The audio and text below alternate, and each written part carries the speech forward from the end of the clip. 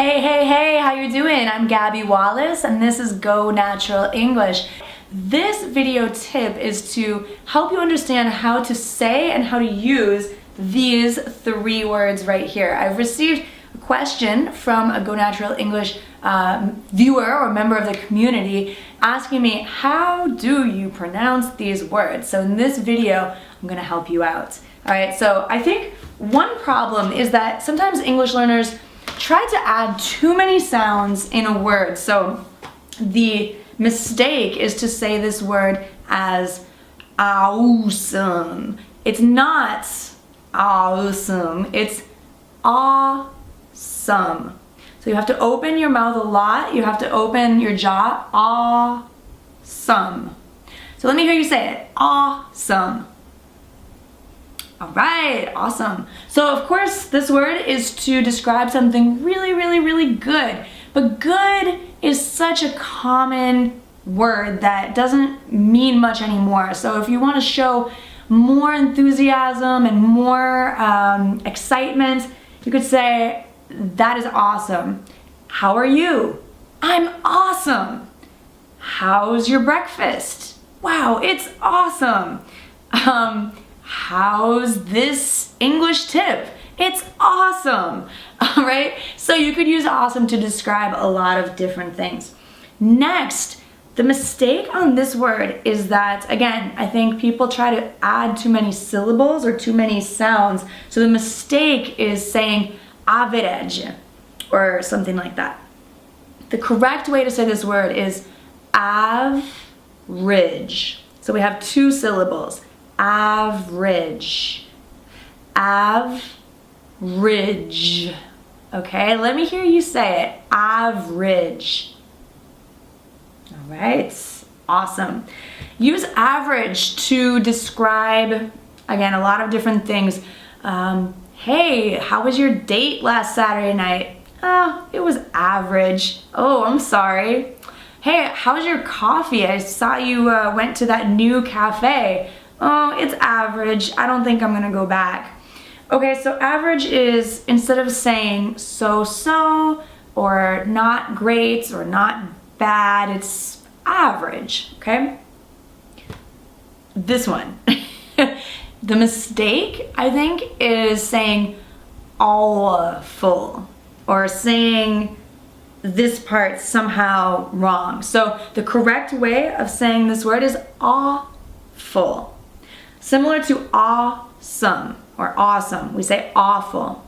So let me hear you say it, awful. Great.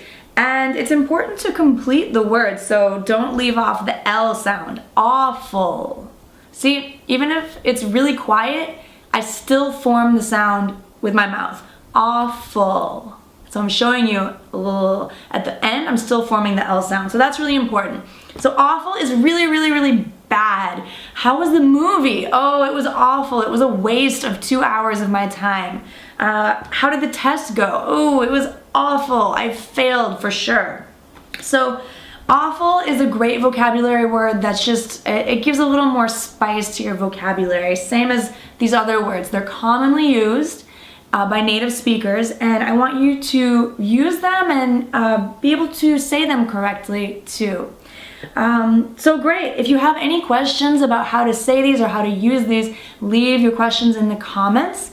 And be sure to subscribe to Go Natural English so you won't miss any English tips that are coming out twice a week now. So thank you so much for watching, and I'll see you soon. Bye for now. By the way, you're awesome. Hey, how are you today? Welcome to Go Natural English, and in this English tip episode, we're going to answer a question from a Go Natural English community member, Stephanie. Stephanie asks, how do you pronounce the verb read in the present, the past, and the future? Because this word read has different pronunciations depending on what tense or what time you're talking about. So Stephanie, awesome question. I think a lot of people can benefit from this. So I would love to answer it in this English tip. All right, so first of all, we have to approach pronunciation in English with an open mind, because we know with this word as an example that we can have the same letters, the same spelling for many different words, and the words will be pronounced differently. Oh my gosh, it makes no sense. English is crazy. But actually, you know, when you study the history of English, it starts making more sense because you learn that English came from different roots and we have a lot of different influences. Just like in America, it's a melting pot of people from all over the world. And the English language is like that too. So it's a really interesting language to study, to learn, and to be able to speak with confidence. So, Stephanie, the answer to your question is, in the present tense, we want to say, I read. So the sound is E. Okay? A great way to practice your pronunciation is to actually practice live with a real native English speaker teacher. Read in the past tense is different. And to be honest, even some native speakers, like, you know, people who are learning English as children, I remember I had difficulty remembering, you know, when I was in first or second grade, how do you say read in the past tense? Is it red? Well, it is actually. It's red, just like the color red. So you can try to associate these ideas in the past tense. When you read in the present, it's red in the past, like the color. Okay, I read a book yesterday. Great. And then, Stephanie, you also asked about the future tense. So I will read. So we're back to the present again. So read, read, read. Read, read, read. All right? So English is a bit crazy, but I would love to help you with it and be your guide. Hey Naturals, what's up? It's your favorite English teacher here, Gabby, here at Go Natural English.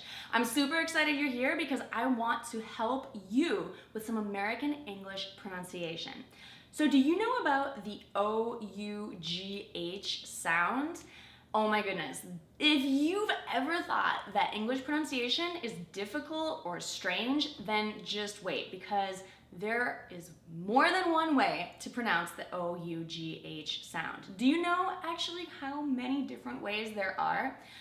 Well, I'll tell you. There's 10 different ways. And I'm going to show you how to say each of these unique different pronunciations of the O-U-G-H sound in one sentence. So if you want to know what the sentence is and you want to know what all the different pronunciations of the O-U-G-H sound can be, then keep watching. Okay, I'm going to tell you now, this sentence is really strange and it's kind of forced in order to use all of the O-U-G-H sounds. But it does make sense in a really strange way. So let me read you the sentence with all the different O-U-G-H sounds.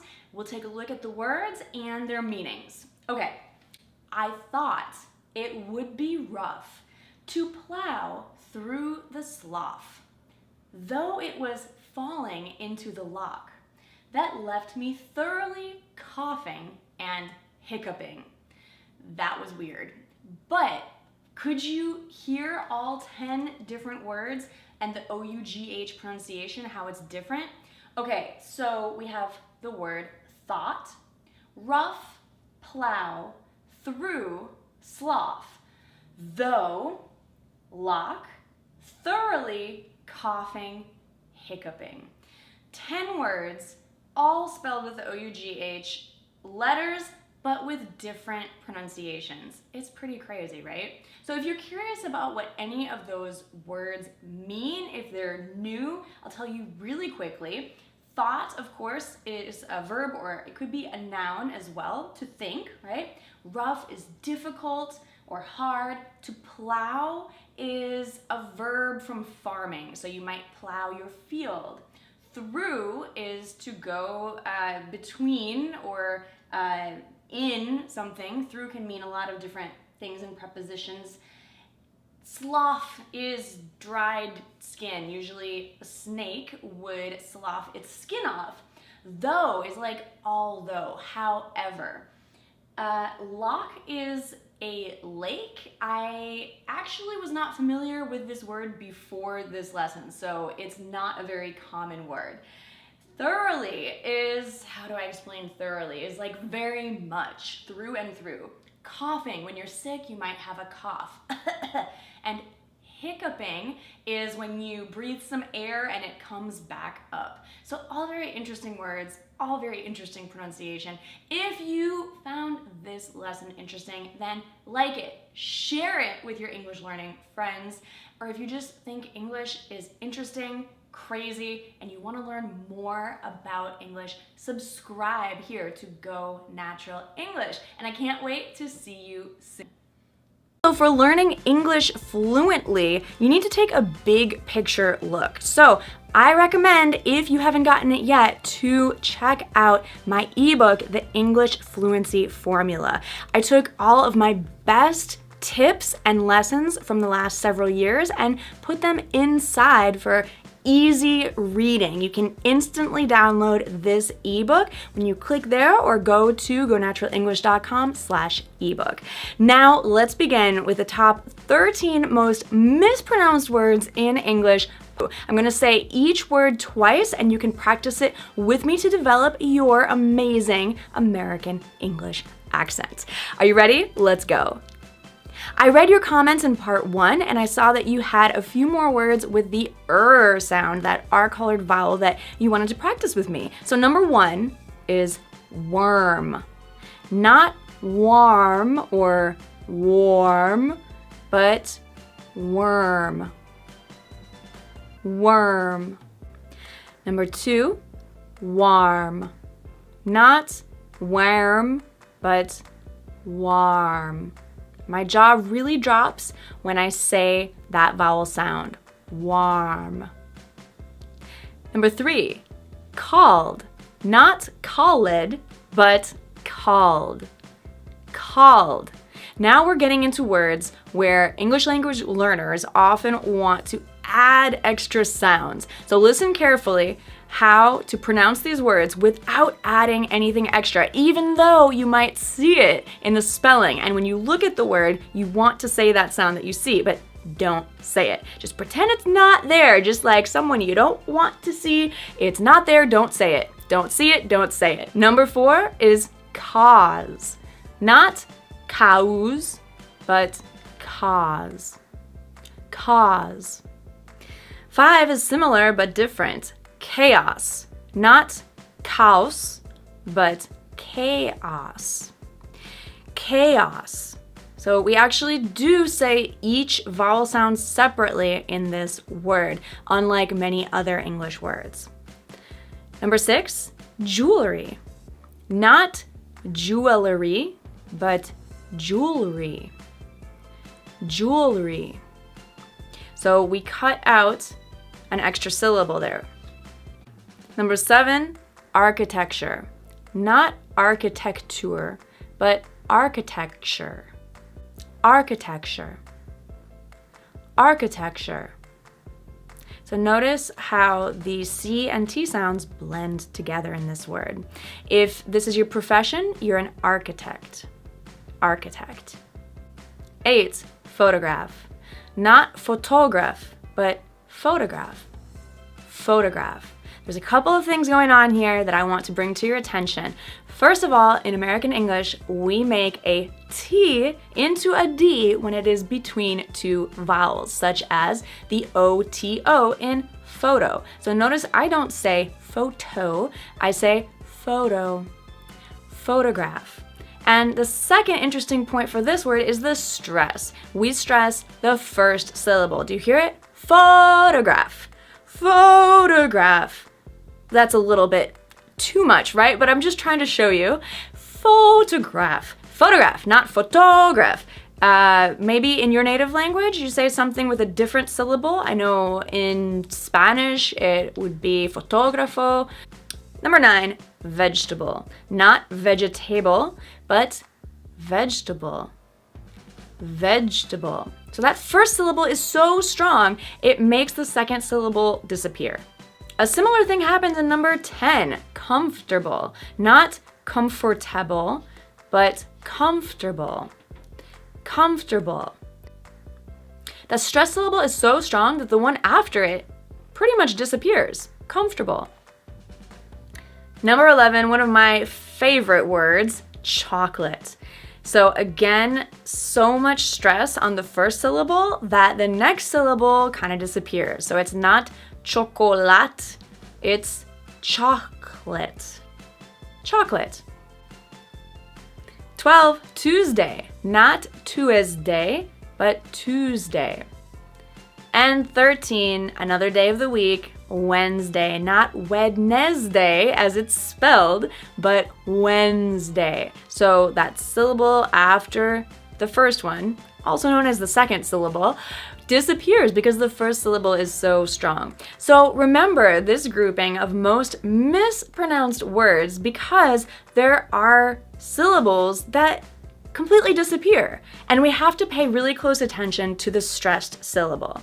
So remember to go back and watch part 1 so you can see more examples with the sound. Hey Naturals, what's up? It's your American English teacher, Gabby, here to help you with your English fluency, and especially today in this lesson with your pronunciation. Have you ever wondered why English just sounds like it's full of sounds? Well, in this lesson, we're going to talk about the R sound and how it can be a problem, but also how you can solve that to improve your fluency to sound more like a native speaker of English. So, if that sounds interesting, then let's jump right into it. So this lesson is brought to us from inside the English Fluency Formula ebook that I wrote for you to help you to become fluent in English in 15 minutes a day. So it's gonna help you to learn faster and better, focusing on what you really wanna learn, which is speaking and listening for fluent conversational skills, right? Okay, so let's look at the chapter on pronunciation, and there's a section in here on the R sound. So you probably know that the R sound in English is different from other languages. I learned in Portuguese, the R can make an H sound, like huh. Or in Japanese, it can almost make an L sound, like le. Or in Spanish, it can kind of sound like a D or like a r, like a rolled R. So English is different. It's or r.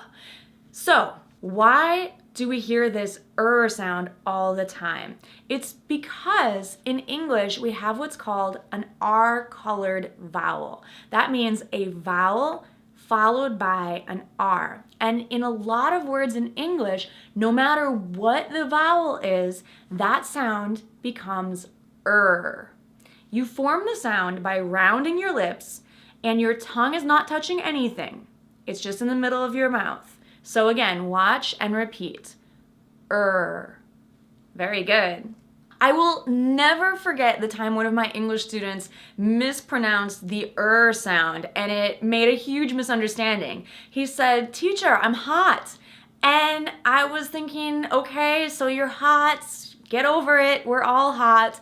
But actually what he was trying to say is, I'm hurt. He had hurt himself, but he couldn't pronounce the sound. So I was thinking he was hot, you know, like he needed to cool down, or maybe that he was complimenting himself because, you know, to say someone is hot means they're attractive. But he was actually saying that he was hurt. And when I finally figured this out and was able to help him, I was so embarrassed because I didn't understand right away. So this could be a matter of life or death if you know how to say the sound. Words like hurt and hot can be confused easily if you can't produce this sound. Here's some more examples of when you need to use the R-colored vowel. How about another example with you? We have hurt and nurse. So it's not a typical U sound, right? It's not It's nurse. How about an example with I? The word first uses the sound. Also the word bird uses the sound. The O in word is another R-colored vowel. Word, not ward, but word. We also have world and worry. It's not world and it's not worry, it's world and worry. It's really interesting because in different regions of the United States, people use the R-colored vowel more than in others. For example, in the South, you might hear people saying instead of hair, they might say her. So it's really confusing if you're trying to say her hair, her, look at her. I'm not from the South, so I apologize for my horrible Southern accent, but I'm just telling you this because I think it's really interesting how accents can change depending on different regions. But here at Go Natural English, I'm teaching you a standard American English, and we would say her hair. So hair is not typically using an R-colored vowel. And of course, not every vowel that's followed by an R is R-colored. So just to make this more complicated, there are exceptions. For example, the word north. It's not nurth, it's north. However, as I mentioned, in different regional accents, you may hear people saying nurth. It sounds strange to me, but you may hear it. It's not completely impossible. Another example would be the word start. I would say start. Other people may say start. Let's start the lesson. But that is not really standard American English. I just want you to know you might hear it, but for your pronunciation, I would recommend that you say start. To see more examples of R-colored vowels, come read the full blog post lesson at gonaturalenglish.com. And to learn more with me, download the English Fluency Formula ebook. You can click right up there to buy it and access it online immediately. So if you're ready to get fluent, then let's get started. I'll see you there. Hey Naturals, what is up? I know one of your biggest difficulties with pronunciation is a special little sound that we have in English that doesn't exist in other languages. That is the TH sound. So in another video, I talked about how to make the TH sound, the th sound. Yes, two different sounds. But in this lesson, I want to share a few words with you that have the TH spelling, but not the TH sound. So if you're curious about when the TH isn't a TH at all, then keep watching. And if you would like to learn all my best tips in an easy to download formula, get the English Fluency Formula. You can click right up there to find out more, or click on the link in the description. All right, let's begin. TH words that don't sound like TH at all. Most of these are names of people or places, but there is one that's an actual vocabulary word. So we have the word Thompson, which is a typical last name in English-speaking countries. We also have the river Thames and the country Thailand. So as you can see, so far, all of these words are names of people or places. Okay, the one vocabulary word is thyme, which is an herb. It's nice. There you have it, 5 words that are spelled with TH but don't sound like TH. In fact, they sound like a T sound. And this is why with English, we can't rely on spelling alone to inform the pronunciation of the word or how we say it. So thanks for watching. If you enjoy learning about pronunciation, speaking, listening, fluency in English, make sure to subscribe here to Go Natural English. Click on the big red button right down there so that you get a notification next time I post a lesson. English is full of difficult sounds. Am I right? But some sounds might be difficult for you, but easy for other English learners. Why is this? Why is it difficult for my Brazilian English students to pronounce the R and the H sounds? Why is it difficult for my Asian English learners to pronounce the R versus the L? And for my Arabic speakers, the P and the B are a big challenge. Well, this all relates to your native language, your mother tongue, the sounds that you grew up with. But there are 5 sounds that across the board for every English learner are challenging. And I know this because I've been teaching for about 15 years and I've taught students from all over the world, from over 134 different countries. So I have heard a lot of different challenges in English pronunciation, and I help you to improve them. Let me share something that's really important before we talk about the most difficult 5 sounds. A sound is not a letter. When you think about the way that words are written, you think of the letters you use to spell them. But a letter is not a sound is not a letter. It could be, but it is not always this way, one letter for one sound. For example, TH, 2 letters make one sound, either th or th. So this is a sound.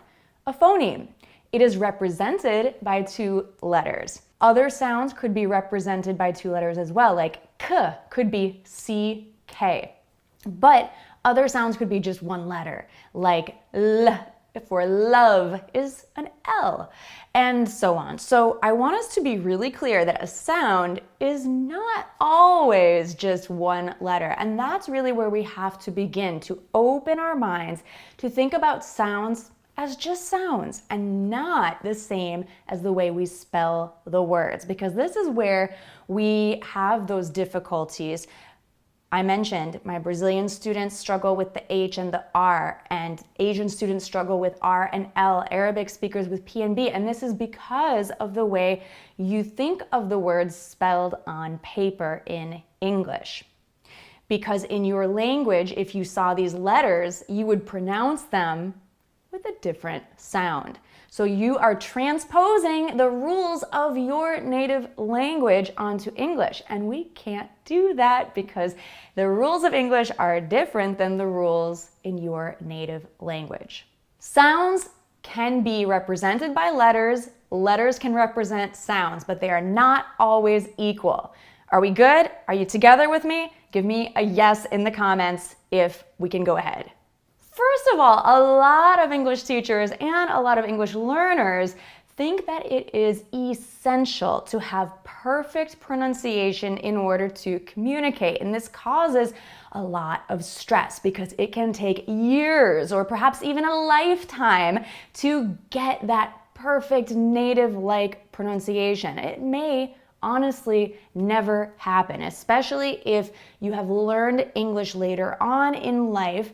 You could develop a perfect native accent, but you might not. And that's okay, because I'm here to tell you that communication and clear communication, expressing yourself and being understood is not dependent on whether you can pronounce these 5 sounds correctly, or really any sound correctly. Honestly, it is not essential to have perfect pronunciation. For example, if an English learner says t instead of the, it's a common mistake or pronunciation with an accent for an English learner.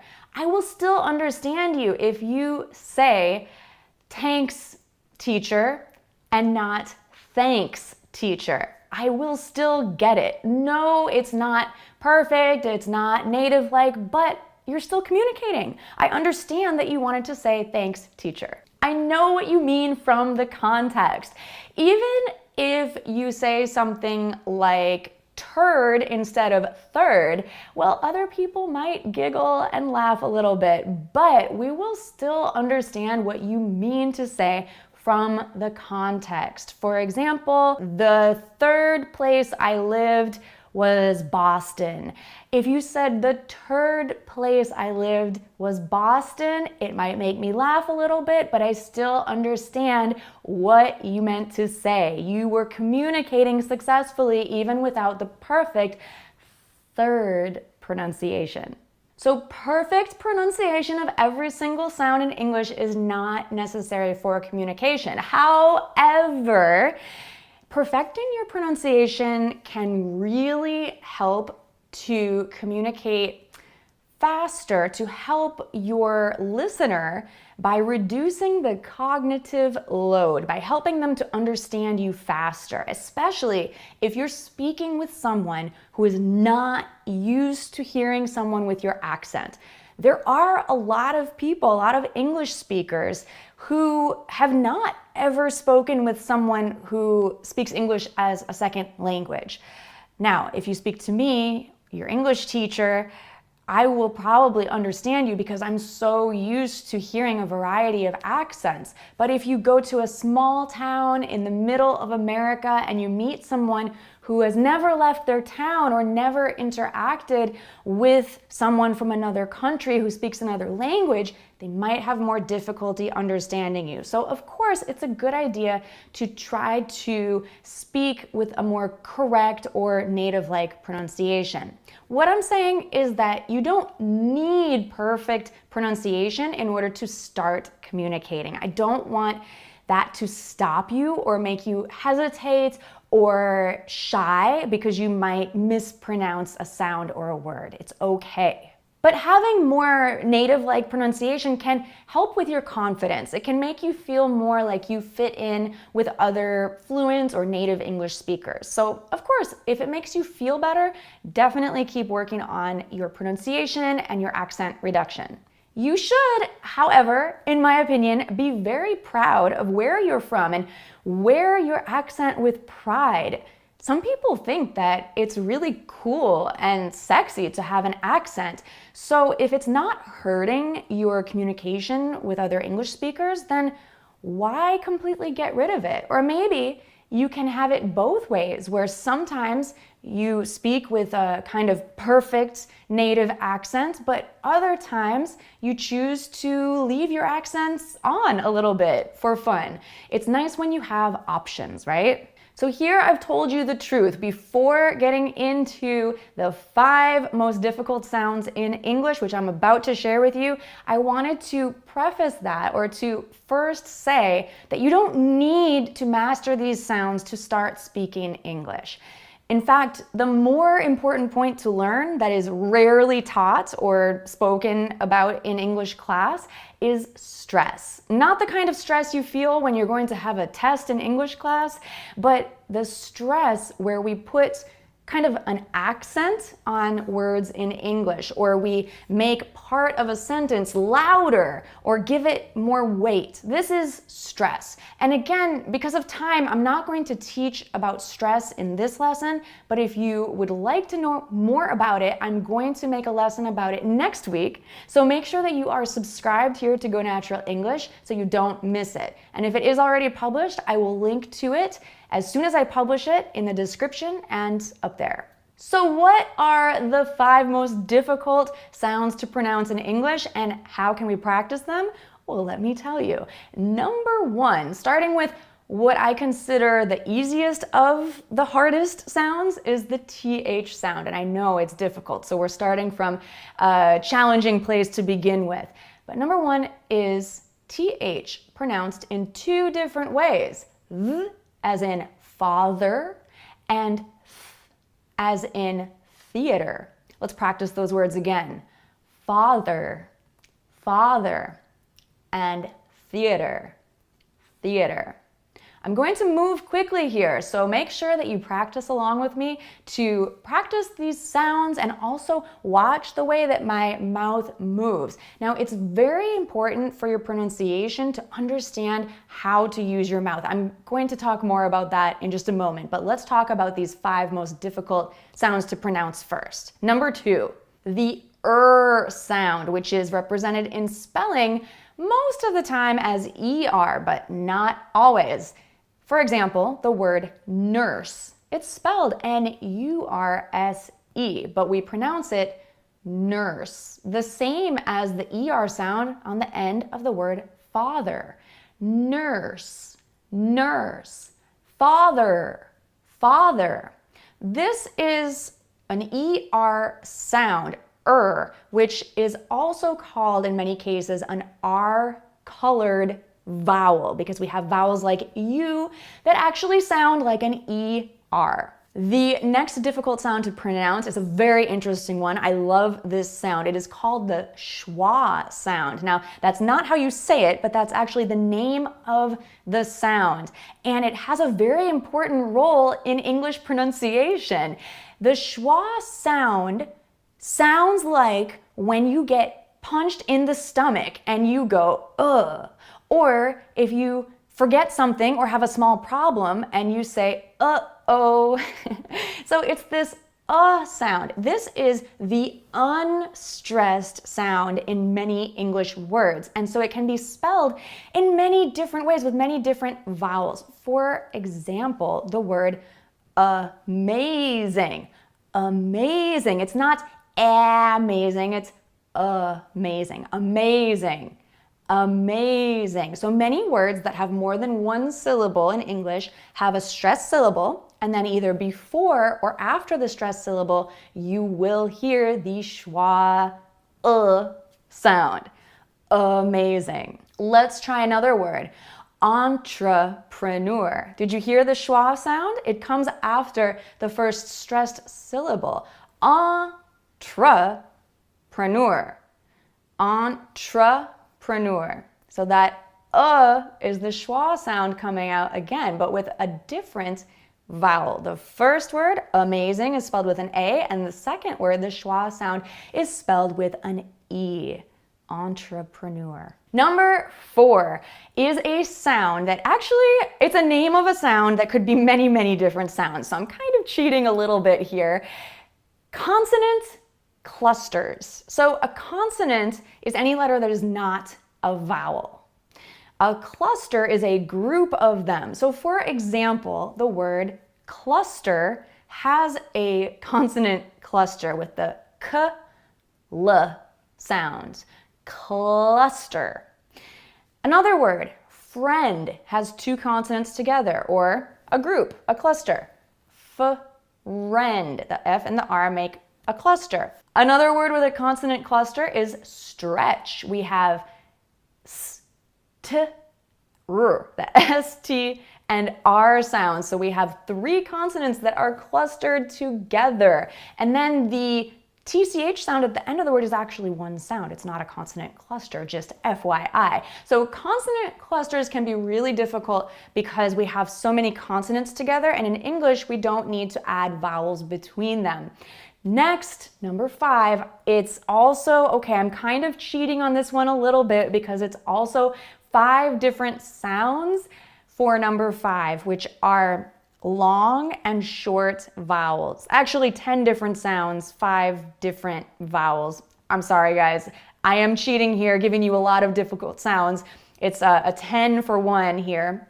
So long and short vowels. For example, apple and ape, or like and lick, or umbrella and usually, rob or robe. And the word election can have a long and a short vowel, or a short and a short vowel, depending on how you pronounce it. People pronounce this word election or election. It just depends what region you are from, but both are correct. So how do you improve your pronunciation if that is what you would like to do? Well, it is not by simply repeating these sounds over and over. It can help if you're doing it the correct way, but if you are repeating incorrect sounds over and over, it will simply make it worse. So what you need to do is first understand the sounds, and that the sounds are not necessarily letters. They're not necessarily the same. And second, you need to understand how your mouth works, how to position your tongue, your lips, and your airflow and your voice. These are all important mechanics for making a sound. Your voice is a musical instrument and it's quite complex, but there's no reason why you can't learn to use it. Now, I would love to talk about this more, but for the sake of time, I'm going to have to wrap this up. But if you would like me to make a video about how to use your mouth to improve your pronunciation, then tell me in the comments. And if we get enough requests, I will make that for you. One of my students from China told me that after 5 minutes of me explaining how to place his tongue to make the L sound, he finally got it. After 5 minutes, when he had been studying English for over 10 years and never got it up until that moment. And now, if you would like to learn more about how to sound more American with your pronunciation, I know a lot of you are studying North American English in particular, and I can help you with that as a native English speaker from North America myself. This next video up here is about 8 ways that you can speak more like an American, improving your American accent, specifically about pronunciation. So that's the next place, the next video lesson that I recommend for you right now. I'll see you there.